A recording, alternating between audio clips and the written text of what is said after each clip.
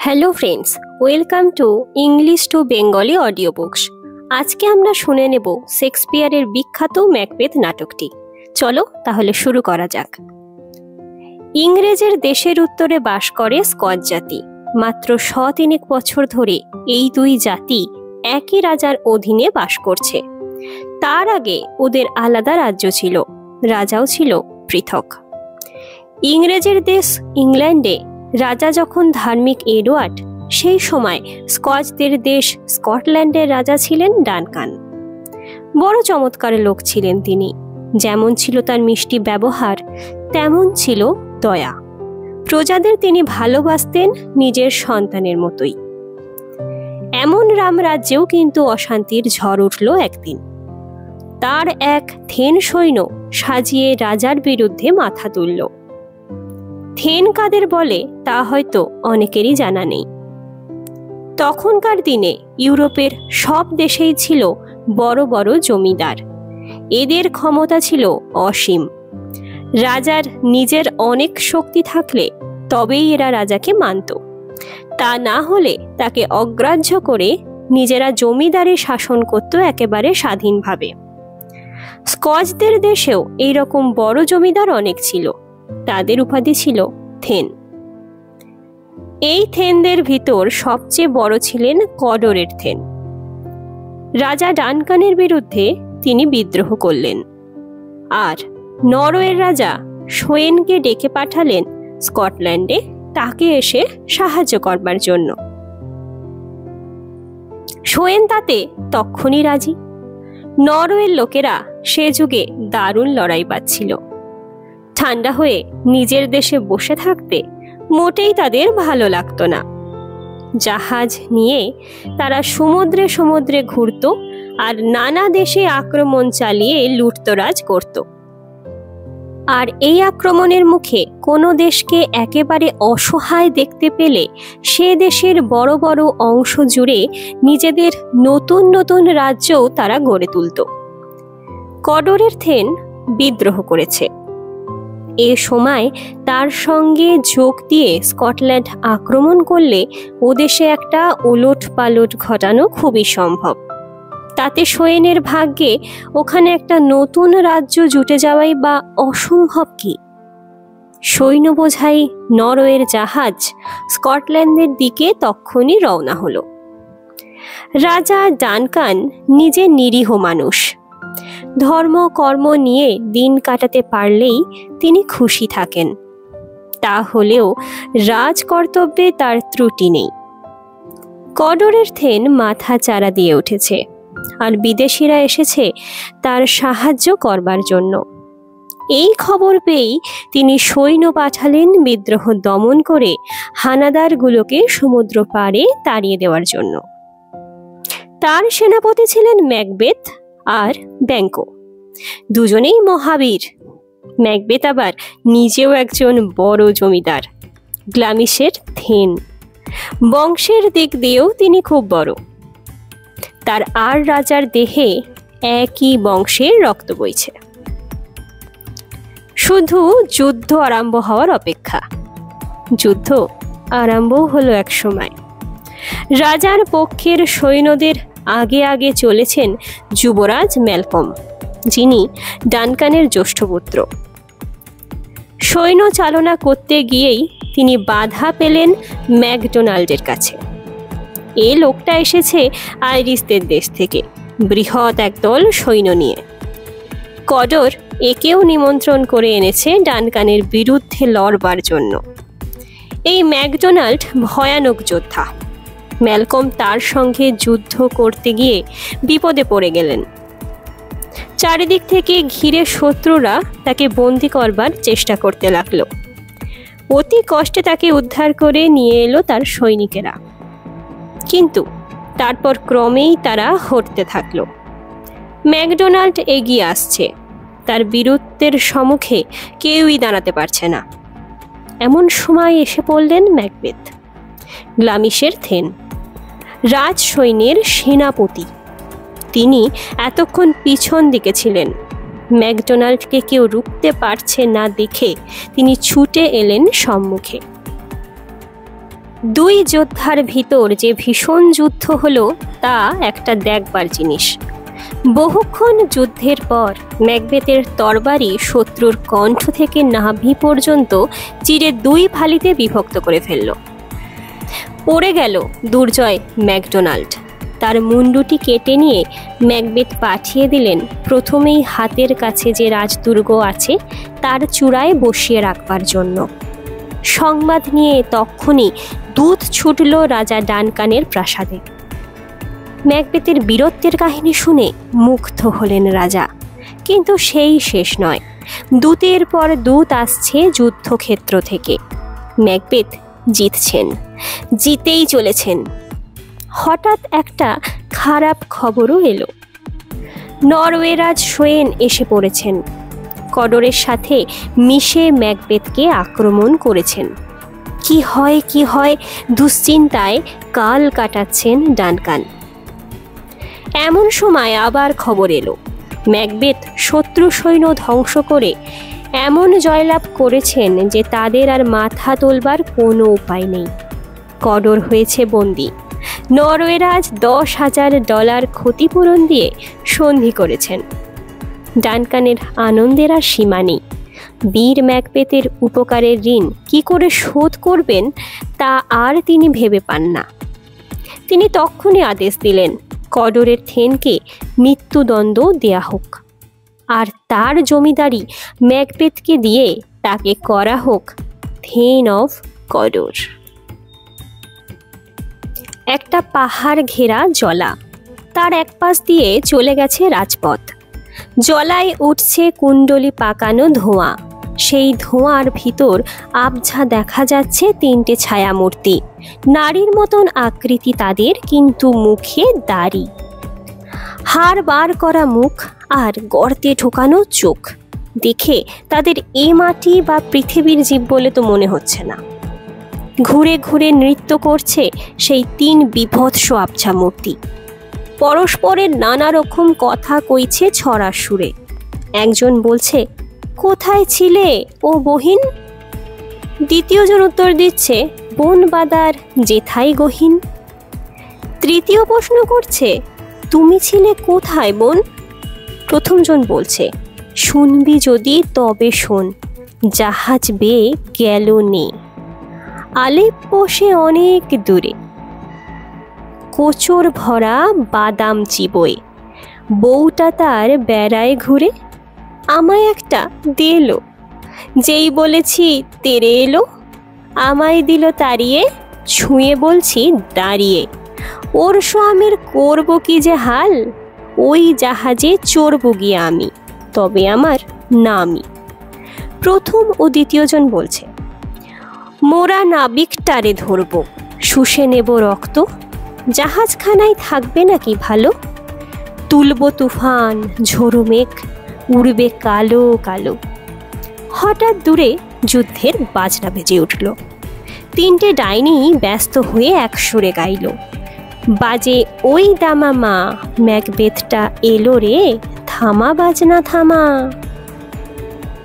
সত্যি যুদ্ধ শেষ করে ম্যাকবেথ আর ব্যাংকো সেই পথে রাজধানীতে ফিরছে। সেই সময় তেজে ঘোড়ার পিঠে পাশাপাশি চলতে চলতে যুদ্ধেরই কথা আলোচনা করছেন তারা। এমন সময় ব্যাংকো ভয়ানক চমকে উঠলেন। সম্মুখেই তিনি ডাইনিদের দেখতে পেয়েছেন। চমকে তিনি প্রশ্ন করলেন, কে তোমরা? তোমরা কি জীবিত প্রাণী? হাড়ের ওপর চামড়া ঢাকা শুকনো চেহারা দেখলে পৃথিবীর জীব বলে তো তোমাদের মনে হয় না? তা যদি না হও, তোমরা কি আমার কথার উত্তর দেবে? আমি কি বলছি তা বুঝছো বোধ হয়। তা নইলে ঠোঁটে আঙুল তুলে আমায় চুপ করতে ইশারা করবে কেন? ম্যাকবেথ প্রশ্ন করলেন, কথা কইতে পারো তো? উত্তর দাও, তোমরা কারা? তোমরা কি? এইবার প্রথমা ডাইনি কথা কইল, জয় হোক ম্যাকবেথ, গ্লামিশের থেন, তোমার জয় হোক। তার সুরে সুর মিশিয়ে দ্বিতীয় ডাইনি চেঁচিয়ে উঠল, জয় ম্যাকবেথ, কডরের থেন, তোমারই জয়। তৃতীয়জন উঠে গেল একেবারে চরমে, জয় ম্যাকবেথ, তুমি হবে স্কটল্যান্ডের রাজা। ম্যাকবেথ ভয়ানক অস্থির হয়ে উঠলেন। এইরকম একটা ঘটনা ঘটলে কেউ কি স্থির থাকতে পারে কখনো? একবার তিনি বিস্ময়ে অবাক হন, তারপরই উত্তেজনায় ছটফট করতে থাকেন। নানা রকমের চিন্তা মাথায় এসে ভিড় করছে। একটাকে দাবিয়ে আর একটা মাথা তোলবার চেষ্টা করছে। তিনি খুশি হবেন না রাগ করবেন তা বুঝে উঠতে পারছেন না। এরা বলে কি? কডরের থেন স্কটল্যান্ডের রাজা? এসব তিনি তো কোনোদিন স্বপ্নেও ভাবেননি। ব্যাঙ্গই কথা কইলেন আবার, সত্য করে বলো, তোমরা কি দেহধারী প্রাণী না হাওয়া মাত্র? আমার বন্ধুকে তোমরা অনেক ভালো ভালো কথা বলেছ। ভবিষ্যতে তিনি মস্ত বড় লোক হবেন বলে আশা দিয়েছ, কিন্তু আমায় তোমরা একটি কথাও বলনি। বলবার কি কিছুই নেই আমাকে? আমি অবশ্য তোমাদের দয়ায় ভিখারি নই, কিংবা তোমাদের ভয়ে ভীতও নই। তবু আমি অনুরোধ করি, যদি আমার সম্বন্ধে তোমাদের কিছু জানা থাকে তবে তা জানাতে পারো। তখন প্রথমা ডাইনি বলল, জয় হোক ব্যাঙ্কো, তুমি ম্যাকবেথের মতো বড় হবে না, আবার একদিক দিয়ে ম্যাকবেথের চাইতেও বড় হবে। দ্বিতীয়জন বলে উঠল, জয় হোক ব্যাঙ্কো, ম্যাকবেথের মতন সুখ তোমার ভাগ্যে নেই, তবু আর একদিক দিয়ে ম্যাকবেথের চাইতে অনেক বেশি সুখী হবে তুমি। প্রথম দুজনের কথাই বুঝি পরিষ্কার করে বুঝিয়ে দিল তৃতীয়জন, তুমি নিজে রাজা হবে না, কিন্তু তোমার বংশে যারা জন্মাবে তারা হবে এদেশের রাজা। ততক্ষণে ম্যাকবেথের মাথা কতকটা ঠান্ডা হয়ে এসেছে। তিনি জানতে চাইলেন, তোমাদের কথার মানে কি? গ্লামিসের থেন আমি বটে, কিন্তু কডরের থেন এখনো জীবিত, আর রাজা? আমি রাজা হব? এ তো ধারণাতেও আসে না। এসব আজগুবি খবর তোমরা পাও কোথায়? আর এসব শোনাবার জন্যই কি অলক্ষণে জলার ভিতর তোমরা আমাদের পথ আটকেছ? কেন আটকেছ বলো, বলতেই হবে। ম্যাকবেথের অনুরোধ বা শাসানি কোনোটাতেই ফল হলো না। ডাইনিরা তিনজনই হঠাৎ অদৃশ্য হয়ে গেল, হাওয়ায় মিলিয়ে গেল যেন। যেখানে তারা দাঁড়িয়েছিল সেই দিকে অবাক হয়ে ম্যাকবেথ তাকিয়ে আছে, আর ব্যাঙ্কোকে বলল, মিলিয়ে গেল। জলের বুদবুদ যেমন জলে মিলিয়ে যায়, তারা তেমনি মাটিতে মিলিয়ে গেল। ম্যাকবেথ তার ভুল শুধরে দিলেন, মাটিতে নয় বাতাসে, আর একটু থেকে গেলে ভালো হতো। ব্যাঙ্কো কপালে হাত বুলিয়ে নিজের মনে বললেন, সত্যিই কি ওদের দেখেছি আমরা? না ও শুধু আমাদের চোখের ভুল? এই রকম শিকড় আছে যা খেলে লোক পাগল হয়ে যায়, তা দেখতে পায় চোখের সামনে। আমরা তো সেই শিকড় খাইনি। ব্যাঙ্কোর কথা কানে প্রবেশ করল না ম্যাকবেথের। তিনি কি যেন ভাবছিলেন, সেই ভাবনারই জের টেনে আপন মনে বললেন, ব্যাঙ্কো, তোমার ছেলেরা রাজা হবে। কি যে ভাবছেন ম্যাকবেথ তা বুঝতে পারা ব্যাঙ্কোর মতো বুদ্ধিমান লোকের পক্ষে শক্ত নয়। তবু বন্ধুর কথার জবাব দেওয়ার সময় সেদিক দিয়েও গেলেন না তিনি। পরিহাসের সুরে জবাব দিলেন, কিন্তু তুমি যে নিজেই রাজা হবে। হঠাৎ অদূরে কয়েকজন ঘোড়া সওয়ারকে দেখতে পাওয়া গেল। তারা রাজসভারই লোক। তারা আসছে রাজধানী থেকে।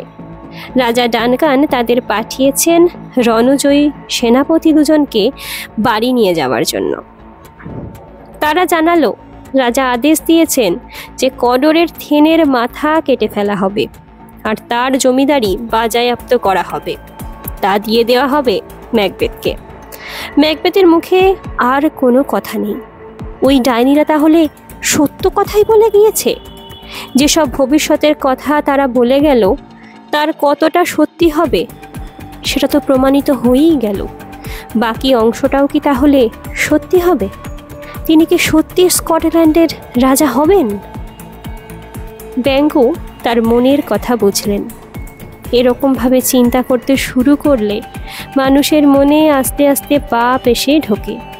লোভের বশে মানুষ একটু একটু করে পাপের পথে পা বাড়ায়।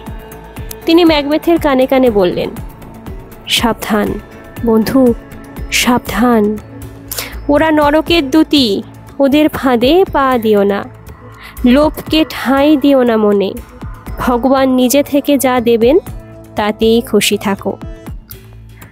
আগ বাড়িয়ে কোনো কিছুকেই ঘটিয়ে তুলতে যেও না, ওতে অনর্থ ঘটতে পারে। ম্যাকবেথ গ্ল্যামিশের থেন, কাজেই তার নিজের একটা দুর্গ আছে। সেখানে বাস করেন তার স্ত্রী লেডি ম্যাকবেথ।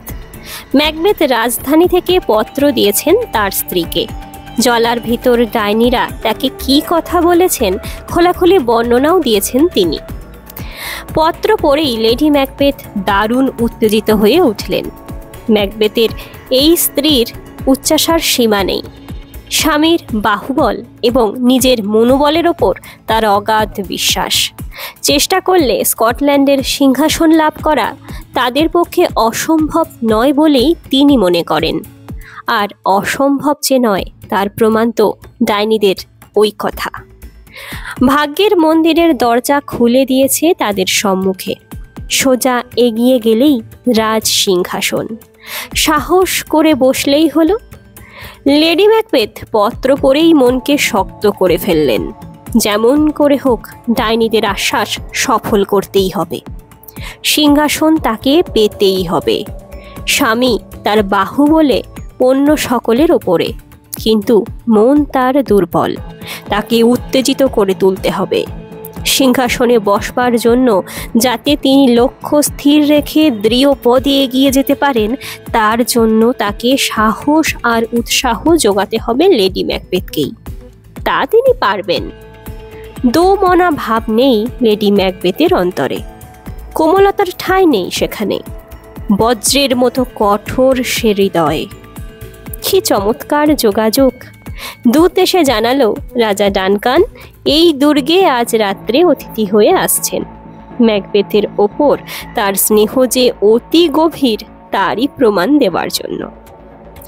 বড় বেশি ভালো না বাসলে দেশের রাজা কি যেচে কারোর বাড়িতে রাত্রিবাস করতে যান? লেডি ম্যাকবেথের বুকের ভিতরটা ধক করে উঠল। এ কি নিয়তির ইশারা? নিজেকে কোনো মতে সংযত করে দূতকে জিজ্ঞাসা করলেন, তোমার প্রভু কোথায় সেনাপতি ম্যাকবেথ? তিনি এলেন বলে এই কথা বলে দূত বিদায় নিল। লেডি ম্যাকবেথের ললাটে ফুটে উঠল ভ্রুকুটি। পাপ চিন্তা মনে ঢুকলে মুখে তার ছাপ তো পড়বেই। স্বামী আসতেই তাকে জিজ্ঞাসা করলেন, রাজা আসছেন কখন? আজ সন্ধ্যায়, উত্তর দিলেন ম্যাকবেথ। ফিরতে চান কবে? রাত্রি শেষেই। এ রাত্রি তার শেষ হবে না তাহলে। লেডি ম্যাকবেথের উত্তর এলো যেন ধারালো তলোয়ারের ফলার মতো। এ কি বলছো তুমি? নিজের মনে যে চিন্তা একবার বিদ্যুতের মতো আচমকা হানা দিচ্ছে, পত্নীর মুখে সেই কথাই খোলাখুলি উচ্চারিত হতে শুনে ভয়ে এক পা পিছিয়ে এলেন ম্যাকবেথ। রাজা এলেন, সঙ্গে এলেন স্কট দেশের সমস্ত বড় বড় থেন, প্রত্যেকটি উচ্চ পদের কর্মচারী, ব্যাংকো, ম্যাকডাফ, রাজপুত্র ম্যালকম ও জোনালবেন। সবাই আজ ম্যাকবেথের অতিথি। সবাই সম্মান জানাতে এসেছেন সেই বীর সেনাপতিকে, যার তরবারি নরওয়ের রাজাকে সাগরের ওপারে তাড়িয়েছে আর কডরের বিদ্রোহী থেনের মাথা কেটে ফেলে দেশে ফিরিয়ে এনেছে শান্তি আর সুশাসন। মহাভোজের আয়োজন করেছেন ম্যাকবেথ। মাননীয় অতিথিরা খেতে বসেছেন, কিন্তু নিজে ম্যাকবেথ ভোজসভায় বসতে পারছেন না ঠান্ডা হয়ে। লেডি ম্যাকবেথ তার কানে যে মন্ত্র দিয়েছেন তা যেন বিষের মতো জ্বালা ধরিয়ে দিয়েছে তার অন্তরে। একটা দারুণ তোলপাড় চলছে তার মনে। দুটো শক্তি দুদিকে টানছে তার মনকে। উচ্চাসা বলছে, এ সুযোগ হারিও না, রাজমুকুট আজ তোমার হাতের মুঠোয়। ডাইনিরা তো বলেই গিয়েছে ও রাজমুকুট তোমার হবে। সাহস করে হাত বাড়াও, বুড়ো রাজার মাথা থেকে মুকুট তুলে নিয়ে নিজের মাথায় পরো। কিন্তু মানুষত্ব তখনও মরে যায়নি একেবারে। বিবেক একবার প্রতিবাদ জানাচ্ছে, ঠিক, তোমার রাজা, তোমার অতিথি, ভালোবেসে যেচে তিনি তোমার ঘরে এসেছেন। ধর্মপ্রাণ বৃদ্ধ, কত স্নেহ করেন তোমাকে, তাকে তুমি হত্যা করবে? এত পাপ কখনো মানুষের সয়? এ কাজ করো না ম্যাকবেথ। অন্তরের এ দোটানা বুঝি পাগল করে দেবে ম্যাকবেথকে। তিনি পালিয়ে আসেন ভোজ সভা থেকে। পিছনে আসেন লেডি ম্যাকবেথ। লেডি ম্যাকবেথের মনে দোটানা নেই, উচ্চাসা ছাড়া আর কিচ্ছু নেই তার চিন্তায়। তিনি মন স্থির করে বসে আছেন, সিংহাসন তার চাই। আজ রাতেই পথের কাঁটা সরাতে হবে। স্বামীর দুর্বলতা ধরা পড়ে যায় তার চোখে। তিনি কঠোর তিরস্কার করে বলেন, কেমন ধারা পুরুষ তুমি? অন্তরে যা চাও তা পাওয়ার চেষ্টা করতে ভয় পাও? ভয় নয়, ম্যাকবেথ ক্ষীণ স্বরে উত্তর করেন, ভয় নয়, লোকে আমায় ভালোবাসে, সম্মান করে। এ কাজ যদি আমি করি আর তা যদি প্রকাশ হয়ে যায়, কি কলঙ্কের কথা বলো দেখি? কলঙ্ক? গর্জে উঠলেন লেডি ম্যাকবেথ। তুচ্ছ কলঙ্কের ভয়? কোনো কিছুর ভয়ে, কোনো কিছুর চিন্তায় আমার প্রতিজ্ঞা আমি ভুলি না। বেশি আর কি বলবো তোমাকে? আমি নারী, সন্তান গর্ভে ধরেছি, বুকের দুধ দিয়ে লালন করেছি তাকে। কিন্তু যে কাজে হাত দিয়েছি তাকে সফল করে তোলবার জন্য যদি প্রয়োজন হয়, সেই সন্তানকে আমি নিজের হাতে পাথর আঁচড়ে হত্যা করতে পারি। আর তুমি? পুরুষ তুমি, বীর তুমি, নিয়তিকে যদি বিশ্বাস করতে হয় তাহলে সিংহাসনের ভবিষ্যৎ অধিকারী তুমি। তুমি কলঙ্কের ভয় করো? বেশ, তোমায় কিচ্ছু করতে হবে না, আমি নিজের হাতেই এ কাজ করব। গভীর রাত্রি। রাজকর্মচারী, রাজপরিষদ সবাই ঘুমে অচেতন। কেউ দুর্গের ভিতরে, কেউ দুর্গের বাইরে অন্য ভবনে। সবাই ঘুমে অচেতন। এমনকি রাজার শোবার ঘরের দরজায় যেই দুইজন প্রহরী আছে তারা পর্যন্ত। তাদের জেগে থাকারই কথা, জেগে পাহারা দেওয়াই তাদের কাজ। কিন্তু লেডি ম্যাকবেথ তাদের পানীয়ের ভিতর এমন কিছু ঔষধ মিশিয়ে দিয়েছেন যা খেয়ে একেবারে অচেতন হয়ে পড়েছে ওরা। ম্যাকবেথকে পাশের ঘরে রেখে লেডি ম্যাকবেথই ঢুকলেন রাজার ঘরে। ছুরি তার হাতে, খুনের নেশা তার চোখে। ঘরে ঢুকলেন বটে লেডি ম্যাকবেথ, কিন্তু তখনই বেরিয়ে এলেন কাঁপতে কাঁপতে। স্বামীকে বললেন, হলো না, আমি পারলাম না। ছুরি তুলেছিলাম তার গলায় বসিয়ে দেবার জন্য, কিন্তু হঠাৎ কেমন যেন মনে হলো রাজার মুখটা যেন আমার স্বর্গীয় বাবার মুখের মতো। আমার হাত কেঁপে গেল, বুকও কেঁপে উঠল। ছুরি আর হাতে তুলতে পারলাম না। ম্যাকবেথ এগিয়ে এলেন। মন থেকে তিনি ঝেড়ে ফেলেছেন দ্বিধা আর ভয়। যোদ্ধা মানুষ, রক্ত নিয়েই তার খেলা।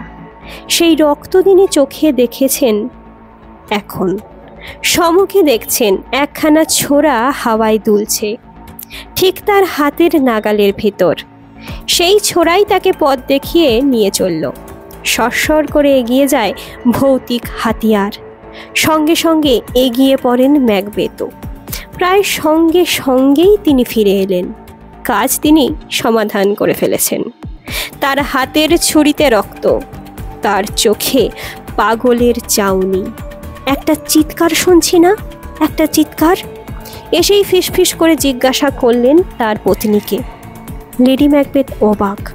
চিৎকার না তো, তবে একটা পেঁচা ডাকছিল বটে, কিন্তু আমি স্পষ্ট চিৎকার শুনেছি। কে যেন কোকিয়ে উঠল, আর ঘুমিও না, জাগো। গ্লামিস ঘুমকে হত্যা করেছে। সে আর ঘুমাবে না, কডর আর ঘুমাবে না, ঘুমাবে না ম্যাকবেথ। তোমার মনের ভুল, লেডি ম্যাকবেথ বললেন। তোমার মনের ভুল। তোমার পদে পদে ভুল হচ্ছে, এই মনের ভুলের জন্য। রক্তমাখা ছুরিখানা হাতে করে নিয়ে এসেছো কেন? ওটা তো প্রহরীদের হাতে গুঁজে রেখে আসার কথা ছিল। যাও, রেখে এসো। কিন্তু অসম সাহসী ম্যাকবেথের সে সাহস আর নেই আবার সেই বিভাষিকার ভিতর যাওয়া। না না, ম্যাকবেথ আর সে কক্ষে যেতে রাজি হলেন না। লেডি ম্যাকবেথই গিয়ে ছোরা রেখে এলেন নিদ্রিত প্রহরীর হাতে। রাত্রি শেষে ম্যাকডাফ এসে দুর্গের দ্বারে করাঘাত করতে লাগলেন। রাজার নিজের কাজগুলি তিনিই করেন। রাজার আদেশ ছিল সূর্য ওঠবার আগেই ম্যাকডাফ এসে রাজাকে জাগাবেন। তোরণে প্রহরী ছিল, সে দ্বার খুলে দিল। ম্যাকডাফ সোজা উপরে উঠলেন আর রাজার ঘরে প্রবেশ করেই হাহাকার করতে করতে তক্ষুনি বেরিয়ে এলেন। তার সেই হাহাকারে জেগে উঠল দুর্গবাসীরা সবাই। কেউ একজন রাত্রিবেলা রাজাকে হত্যা করে গিয়েছে শুনে ঘৃণায় আর ভয়ে সবাই যেন পাথর হয়ে গেল একেবারে। ম্যাকবেথ যেন ঘুম থেকেই জেগে ছুটে এলেন। রাজার ঘরে রক্তের স্রোত দেখে চিৎকার করে নিজের ভাগ্যকে ধিক্কার দিতে লাগলেন। তার বাড়িতেই খুন হলেন রাজা? এমন দয়ালু প্রভু ম্যাকবেথের গৃহে অতিথি হয়ে এসেই প্রাণ হারালেন। এর চেয়ে মন্দ ভাগ্য ম্যাকবেথের কি হতে পারে? সকলের আগেই প্রশ্ন উঠল, হত্যা করল কে? প্রহরী দুটো তখনও অচেতন হয়ে পড়ে আছে। তাদের পাশে পড়ে আছে রক্ত মাখা ছোরা। ম্যাকবেথ বললেন, নিশ্চয়ই এরাই হত্যা করেছে। তিনি যেন ক্রোধে জ্ঞান হারিয়ে ফেললেন একেবারে। তখনই তরোয়াল খুলে মাথা কেটে ফেললেন প্রহরী দুটোর। পাছে চৈতন্য ফিরে আসবার পরে তারা ম্যাকবেথের বিরুদ্ধে কিছু বলে বসে, তার পথ আগে থাকতেই বন্ধ করলেন ম্যাকবেথ। থেন ও রাজকর্মচারীরা রাজার মৃতদেহের সম্মুখে দাঁড়িয়ে শোক করছেন। ওদিকে ম্যালকম আর ডোনাল্ডবেন তেজি ঘোড়ায় চড়ে দেশ ছেড়ে পালালেন। সাধারণ বুদ্ধির তাদের অভাব নেই। তাদের ভয় হলো যে সব শত্রু রাজাকে হত্যা করেছে রাজ্য লোভের বশেই এ পাপ করেছে সন্দেহ নেই। তারা রাজপুত্রদেরও যে রেহাই দেবে না সে বিষয়ে তারা নিশ্চিত ছিল। কে শত্রু কে মিত্র বুঝতে পারবার আগেই হয়তো তারা মারা পড়বেন। তারা পালালেন দক্ষিণ দিকে। ইংল্যান্ডের রাজার আশ্রয় নেওয়াই তাদের মতলব। এদিকে তারা পালাতেই ম্যাকবেথ সুযোগ পেয়ে গেলেন। তিনি বলতে লাগলেন, নিজেরা দোষী না হলে রাজপুত্ররা পালালেন কেন? নিশ্চয়ই রাজ্য লোভেই তারা বৃত্তি হত্যা করেছেন। রাজ্যে অরাজকতা থাকতে পারে না। রাজবংশীয় বলতে ম্যাকবেথই আছেন এখন। সিংহাসনে তিনিই বসলেন। তৃতীয় ভবিষ্যৎ বাণীও সত্যি হলো ডাইনিদের। ম্যাকবেথ রাজা হলেন, কিন্তু মনে তার শান্তি কই? কেবলই মনে পড়ে রাজপথ তার বংশে স্থায়ী হবে না। ডাইনিদের কথায় তো আর অবিশ্বাস করবার উপায় নেই। তারা বলেছেন ব্যাংকর সন্তানেরাই রাজা হবে ম্যাকবেথের পরে। ম্যাকবেথের ক্ষেত্রে যখন ডাইনিদের বাণী সত্য হয়েছে, ব্যাংকর ক্ষেত্রেও হবে সে বিষয়ে তো সন্দেহ নেই। ম্যাকবেথ চিন্তা করতে লাগলেন, ব্যাংকো আর তার পুত্র ফ্লিয়ান্সকে যদি হত্যা করা যায় তবে তো বংশই রইল না ব্যাংকর। রাজপথ তাহলে ব্যাংকর বংশে কি করে যাবে? এই পথ এছাড়া আর তো উপায় নেই। এক রাত্রে ম্যাকবেথ একটা বৃহৎ ভোজের আয়োজন করলেন। সিংহাসন পেয়েছেন তিনি, সেই উপলক্ষ করেই এই ভোজ। রাজ্যের সমস্ত ধনী মানী লোকের নিমন্ত্রণ হলো। ব্যাংকো ও তার পুত্রের তো বটেই। এদিকে ম্যাকবেথ দুজন হত্যাকারী নিযুক্ত করলেন। তারা পথে ওঁত পেতে বসে রইলেন রাত্রিবেলা। ব্যাংকো আর ফ্লিয়ান্স যখন একটা বাগানের ভিতর দিয়ে ভোজসভার দিকে আসছেন, তারা ছোরা হাতে ঝাঁপিয়ে পড়লেন তাদের উপর। ফ্লিয়ান্স পালালো বটে, কিন্তু ব্যাংকো নিহত হলেন। ওদিকে ম্যাকবেথের প্রাসাদে ভোজ আরম্ভ হলো। আলোকে ঝলমল, নাচে গানে মুখর সে ভোজন কক্ষ। দুর্লভ রাজভোগ টেবিলে টেবিলে থরে থরে সাজানো। টেবিল ঘিরে বসেছেন দেশের শ্রেষ্ঠ লোকেরা, বীর ও সম্মানীয় যত পুরুষ আর সেরা সুন্দরী তারা সবাই উপস্থিত। ম্যাকবেথ জনে জনে সবার সঙ্গে মিষ্টি একটা আলাপ করে বেড়াচ্ছেন। ব্যাঙ্কো আসেননি দেখে দুঃখ করছেন। আজ ব্যাঙ্কো অনুপস্থিত না থাকলে বলতে পারতাম যে আমার গৃহে দেশের রত্নেরা সব একত্র হয়েছেন। রাজার জন্য ঠিক মাঝখানে সবচেয়ে উঁচু আসন নির্দিষ্ট রয়েছে। অতিথিদের ভিতর দিয়ে ম্যাকবেথ সেই আসনের দিকে অগ্রসর হলেন। হঠাৎ তার পা থেকে মাথা পর্যন্ত শিউরে উঠল। তার সিংহাসনে বসে আছেন স্বয়ং ব্যাঙ্কো, রক্ত তার সারা দেহে। ব্যাঙ্কো না মরে গিয়েছেন? এ তবে ব্যাঙ্কোর আত্মা? অতিথিরা কেউ যে আত্মাকে দেখতে পাচ্ছেন না, এমনকি লেডি ম্যাকবেথও না, দেখেছেন একমাত্র ম্যাকবেথ। এই অদ্ভুত দৃশ্য দেখে মাথা গোলমাল হয়ে গেল ম্যাকবেথের। তিনি পাগলের মতো চিৎকার করতে লাগলেন, কেন এসেছো? তুমি বলতে পারো না যে এ কাজ আমি করেছি? তাছাড়া কবর থেকে মৃতরা যদি ফিরে আসতে থাকে তবে তো বিপদ। যাও যাও, চলে যাও, অন্য যে কোনো ভয়ানক মূর্তি ধরে তুমি আসো। বাঘ, গন্ডার, ভল্লুক আমি গ্রাহ্য করি না, কিন্তু এই যে ছায়ামূর্তি, যার হাড়ের ভিতর মজ্জা নেই, যার রক্তে নেই উষ্ণতা, যার চোখে নেই দৃষ্টি, ও মূর্তি আমার অসহ্য। যাও যাও যাও। হঠাৎ ছায়ামূর্তি অদৃশ্য হলো। অতিথিরা ম্যাকবেথের প্রলাপ শুনে ভয়ে বিস্ময়ে হতবাক। কাকে এসব বলছেন ম্যাকবেথ? কেউ তো কিছু দেখতে পাচ্ছে না। একটা অজানা সন্দেহ উঁকি দেয় সবার মনে। কার ছায়ামূর্তির কথা বলছেন ম্যাকবেথ? কে ভয় দেখাতে চাইছে ভয়ানক মূর্তিতে এসে? কিন্তু ও সন্দেহ নিয়ে বেশি ভাববার সময় তারা পেলেন না। ম্যাকবেথই পাগল হয়েছেন।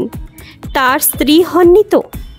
তিনি স্বামীর দোষ ত্রুটি ঢেকে নেওয়ার জন্য দ্রুত এগিয়ে এলেন। অতিথিদের সম্বোধন করে বললেন, আপনারা কিছু ভাববেন না, এরকম মাথা গরম আমার স্বামীর মাঝে মধ্যেই হয়। ছোটবেলাতেই এটা শুরু হয়েছিল। রাজার শোচনীয় মৃত্যুর পর থেকে ব্যাধিটা বেড়ে গিয়েছে।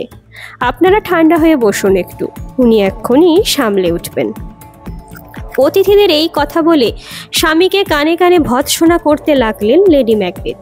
স্থির হও, তোমার আচরণের সবাইয়ের মনে সন্দেহ হবে। ভূত অন্য কেউ দেখতে পাচ্ছে না, একমাত্র তুমিই দেখছো। রাজাকে সরিয়ে দেবার রাত্রে যেমন তুমি হাওয়ায় ছুরি দেখেছিলে। শান্ত হও, ঠান্ডা হও, নিজের আসনে বসে ভোজে যোগদান করো, নইলে সব পণ্ড হয়ে যাবে। পত্নীর ভৎসনা শুনে অনেক চেষ্টায় নিজেকে খানিকটা সামলে নিয়ে একমাত্র পানীয় হাতে তুলে নিলেন ম্যাকবেথ। সবাইয়ের স্বাস্থ্য ভালো থাকুক এই কামনা করে সেই পাত্র যেই মুখে তুলতে যাবেন, এমন সময় তার সম্মুখে দেখা দিল আবার সেই আত্মা। ম্যাকবেথ আবার সব ভুলে গিয়ে চিৎকার শুরু করলেন। এরপর অতিথিরা আর বসতে রাজি হলেন না। ভোজসভা ভেঙে গেল। যে যার খুশি মতো এটা ওটা সন্দেহ প্রকাশ করতে করতে গৃহে ফিরে গেলেন। পরের দিনই ম্যাকবেথ গেলেন সেই পাহাড় ঘেরা জলায়, যেখানে প্রথমেই তিনি দেখা পেয়েছিলেন 3 ডাইনির। এখন তিনি নিজেকে ঠান্ডা করে এনেছেন, শক্ত করে তুলেছেন। ব্যাঙ্কোর সম্বন্ধে ডাইনিদের ভবিষ্যৎবাণী কতটা সত্য হবে তাই এবার জানতে চান তিনি। ব্যাঙ্কো মরেছে, কিন্তু বেঁচে আছে ফ্লিয়ান্স। সে কি রাজা হবেই? তাকে সরানোর জন্য ম্যাকবেথের চেষ্টা কি সফল হবে না? জানতে হবে এসব কথা। ডাইনিরা প্রস্তুত হয়েই ছিল। নরকের আগুন জেলে এক বিশাল কড়াই চাপিয়েছিল তার ওপর। তাতে সিদ্ধ হচ্ছিল সাপ, ব্যাঙ, পেঁচা আর শিয়ালের নাড়িভুড়ি, ড্রাগনের আঁশ, নেকড়ের দাঁত, ডাইনির শুকনো মজ্জা, হাঙরের চোয়াল আর বিষাক্ত হেমলকের শিকড়। ম্যাকবেথ এসে প্রথমেই প্রশ্ন করলেন নিজের সম্বন্ধে। আমার কথা আর কি জানো বলো। কথার উত্তর না দিয়ে ডাইনিরা কড়া উল্টে দিল আগুনের ভিতর। অমনি নীল আকাশে বাজ ডাকলো করকর রবে, আর একটা ছায়ামূর্তি দেখা দিল ম্যাকবেথের সম্মুখে। লোহার টুপি পরা একটা মাথা মাত্র। সে এসেই ডেকে উঠল, ম্যাকবেথ, ম্যাকবেথ, ম্যাকডাফ থেকে সাবধান থাকবে ম্যাকবেথ। ম্যাকডাফ। ম্যাকবেথ মনে মনে সায় দিলেন, ভূতের কথা ঠিক বোধ হয়, ম্যাকডেপটা হয়তো বেগ দেবে। হাওয়ায় মিলিয়ে গেল ছায়ামূর্তি, আবার করকর বাজ পড়ার শব্দ। এবার এলো দ্বিতীয় ছায়ামূর্তি, রক্ত মাখা একটা শিশু। সে ডাকলো, ম্যাকবেথ, রক্তপাত করতে ভয় করো না ম্যাকবেথ, সাহসী হও, যা দরকার তা যেমন করেই হোক ফেলা চাই ম্যাকবেথ, ভয় নেই, নারী গর্ভের সন্তান কেউ তোমার কোনো ক্ষতি করতে পারবে না। ম্যাকবেথ আহ্লাদে আটখানা হয়ে উঠলেন। তবে আর ম্যাকডাফকে ভয় কি? নারী গর্ভের সন্তান আর নয় কেউ। ম্যাকডাফও তো মায়ের পেট থেকেই পড়েছে, তাই না? বজ্রনাদের সঙ্গে তৃতীয় মূর্তি এলো, মুকুট পরা এক বালক, হাতে তার একটা বিরাট বৃক্ষ। সে এসে বলল, বার্নাম বোন যতদিন না ডানসিনান পাহাড়ে উঠে আসছে ততদিন ম্যাকবেথের ভয় নেই। ম্যাকবেথের আনন্দ দেখে কে? একটা বোন কি করে পাহাড়ের মাথায় উঠে আসবে? গাছের কি পা আছে নাকি? এ পর্যন্ত সব ভালোই শোনা গেল। তারপর ম্যাকবেথ জানতে চাইলেন ব্যাংকোর বংশ রাজপথ লাভ করবে কিনা। তখন একে একে 8টি রাজমূর্তি হেঁটে চলে গেল ম্যাকবেথের সম্মুখ দিয়ে। শেষ রাজার হাতে একখানা আয়না, তার ভিতর যেন আরও অনেক আবছা মূর্তি দেখা গেল। সেই 8 রাজার পশ্চাতে যাকে দেখা গেল সে ব্যাংকোর প্রেতাত্মা। ম্যাকবেথের মনে হলো সেই প্রেতাত্মার মুখেই একটা উপহাসের হাসি। ব্যাংকো যেন হেসে হেসে বলছে, ম্যাকবেথ, এই দেখ, আমার বংশের এরাই হবে দেশের রাজা, কোনো উপায়েই তুমি এদের রুখতে পারবে না, পারবে না। লেডি ম্যাকবেথ পাপের ফল ফলতে শুরু হয়েছে। তার হয়েছে মাথা খারাপ, একেবারে পাগল। সারাদিন জল দিয়ে হাত ধোন, জল না দিয়েও হাত ঘষেন, বিড়বিড় করে বলেন এ রক্তের দাগ কিছুতেই মোছবার নয়। আরব দেশের সমস্ত সুগন্ধি আতরেও রক্তের গন্ধ যাবে না এ হাত থেকে। রাত্রে ঘুমন্ত অবস্থাতেই ঘুরে বেড়ান। চিকিৎসকেরা পরীক্ষা করে বলেছেন এ ব্যাধি মনের ব্যাধি, দেহের নয়। আমরা কি চিকিৎসা করব এর? এ রোগের ওষুধ নেই। ম্যাকবেথ রেগে উঠলেন, মনের ব্যাধির ওষুধ নেই? তাহলে দূরে ফেলে দাও তোমাদের ওষুধের বাক্স। স্ত্রীর অসুখের চিন্তা নিয়ে তিনি বসে নেই। তিনি ম্যাকডাফকে ধরে আনবার জন্য সৈন্য পাঠালেন, কিন্তু চতুর ম্যাকডাফ অবস্থা বুঝেই ইংল্যান্ডে পালিয়েছিলেন। সৈন্যরা তাকে না পেয়ে তার স্ত্রী ও পুত্রকন্যাদের হত্যা করে ফিরে এলেন। সারা দেশটা অসন্তুষ্ট হয়ে উঠল। সবাই কানাকানি করতে লাগলো যে রাজা ডানকানকে এবং সেনাপতি ব্যাংকোকে ম্যাকবেথই হত্যা করেছেন। ম্যাকডাফের দেখা দেখি অনেক থেন পালিয়ে চলে গেলেন ইংল্যান্ডে, যেখানে রাজা এডওয়ার্ডের আশ্রয়ে বাস করছেন যুবরাজ ম্যালকম। ম্যালকমের একান্ত অনুরোধে স্কটল্যান্ডের অরাজকতা দূর করবার জন্যই সচেষ্ট হয়ে উঠলেন এডওয়ার্ড, ইংল্যান্ডের রাজা। সেনাপতি সিওয়ার্ডের অধীনে একদল সৈন্য পাঠালেন ম্যাকবেথকে দমন করবার জন্য। সিওয়ার্ড স্কটল্যান্ডে প্রবেশ করলেন, সঙ্গে ম্যালকম, ম্যাকডাফ, আরও অনেক স্কচ থেন ও যোদ্ধা। ম্যাকবেথ হাসলেন, কোনো শত্রু কি তার কি আর করবে? কিছুই তো করতে পারবে না। ডায়েরিরা বলেছে বার্নাম ক্যানন ডানসিয়ান পাহাড়ের মাথায় যতক্ষণ না উঠে আসছে ততক্ষণ কিচ্ছু হবার নয়। হঠাৎ অন্তপুরে রোদনের রোল। খবর এলো লেডি ম্যাকবেথ শেষ নিঃশ্বাস ত্যাগ করেছেন। ম্যাকবেথ নিঃশ্বাস ফেলে বললেন, মরবার আর সময় পেলে না। দূর হোক সব চিন্তা। ম্যাকবেথ ডানসিয়ান পাহাড়ের চূড়ায় বসে আছেন। সেই পাহাড়ই তার নিরাপদ আশ্রয়, যতক্ষণ না বার্নাম বোন। ভাবতে ভাবতেই দূত এসে খবর দিল বার্নাম বোন নাকি উঠে আসছে ডানসিয়ান পাহাড়ের মাথায়। ক্রোধে গর্জে উঠলেন ম্যাকবেথ, প্রতারণা, মিথ্যা, এ হতে পারে না। ধাপ্পা দিচ্ছ তার নিজের ভৃত্যরাই? একটা গোটা বোন কখনো উঠে আসতে পারে? কিন্তু বেরিয়ে আসতেই সত্যিই নিজের চোখে তিনি দেখলেন বার্নাম বনটা ধীরে ধীরে উঠে আসছে পাহাড়ের উপর। আসলে ব্যাপার আর কিছু নয়, ইংরেজ সৈন্যরা শত্রুর তীর থেকে নিজেদের বাঁচাবার জন্য বার্নাম বনের এক একটা গাছের ডাল কেটে তাই সম্মুখে ধরে পাহাড়ের মাথায় উঠে আসছে। দূর থেকে সৈন্যদের চোখে দেখা যায় না, ডালের আড়ালে মনে হয় বনটাই ক্রমশ ওপরে উঠে আসছে বুঝি। ডাইনিরা ফাঁকি দিয়েছে তাহলে ম্যাকবেথকে। বার্নাম বন উঠে আসার অর্থ তাহলে এইভাবে ওরা সরল মানুষকে ঠকায়। পাপী হলেও ম্যাকবেথ বীর, তিনি ভয় পেলেন না। তবু রণ সেজে লাফিয়ে পড়লেন শত্রুর ওপর। তার অস্ত্র মুখে যে পড়ে তার আর রক্ষা নাই। তারপর এগিয়ে এলেন ম্যাকডাফ।